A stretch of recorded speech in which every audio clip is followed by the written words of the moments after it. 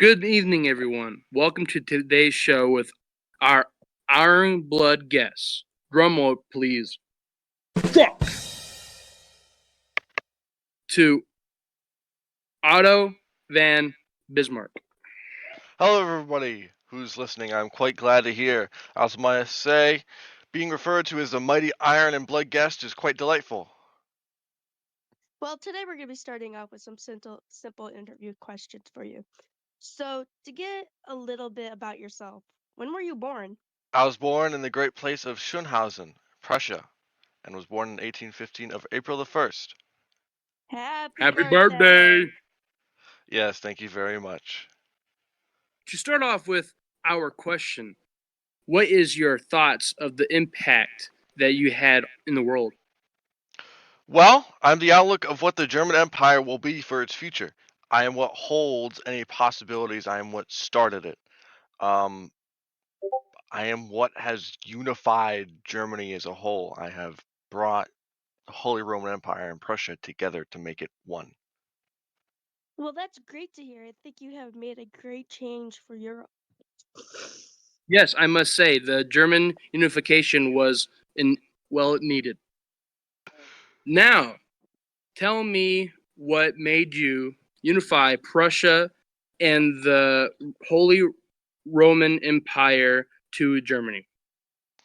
I would not say that was my goal, something that I worked towards every single day for years ago, before that all happened. Wars changed countries and how they act. I was able to kick Napoleon III out and pass a treaty myself with Wilhelm. We've been working towards unifying Germany for the past decade, and we just simply left France suffering. It was way better to have one country than 39 different smaller estates. Well, do you think you did it well? Definitely. I think I did it with my best effort with the unification of Germany.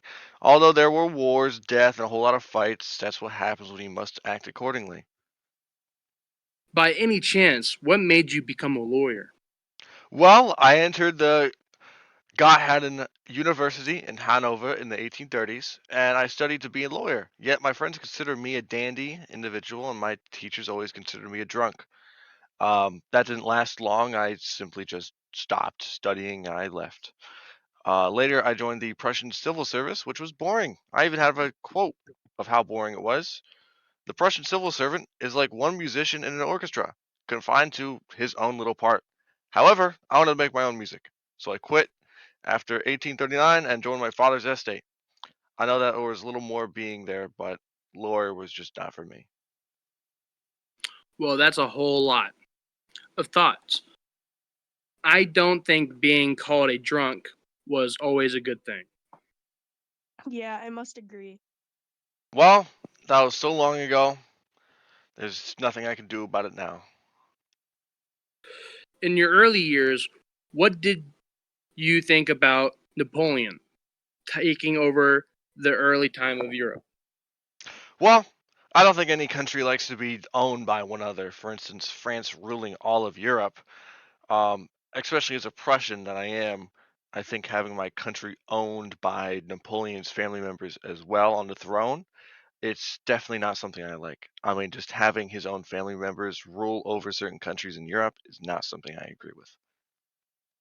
It is quite common, though, is it not? Yeah, it is after wars and disagreements, but it's not nice and it's not fun to live and act like somebody that you're not.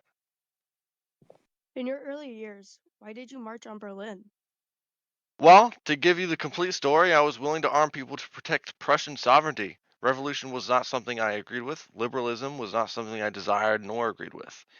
But because of King Frederick William IV, I basically caught his attention. And by 1851, I was with the grasp of him, and the old order of the monarchy was completely restored.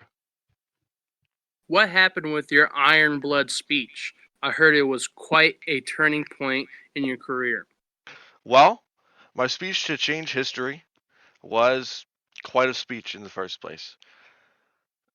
Nobody believed, being the Prussian minister president of Prussia, nobody believed I'd even last 8 weeks.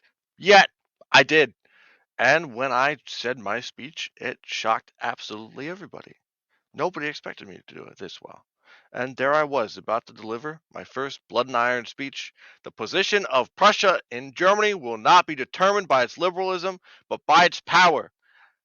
Not throughout speeches and majority decisions will great questions of the day be decided. That was the great mistake of 1848 and 1845, but by blood and iron. Well, to finish it off, what was it like to be forced out of position? Well, it was to the point where it was unconditional. William II never really liked me as an individual, and although I served his father and great grandfather, we did not be one to correlate well. And well, with him being the new king, he had all the conditions to kick me out of my position, and I went back to my old life to never serve again. That's it, everybody. Thank you for joining us, and I will see you on the next one. See ya.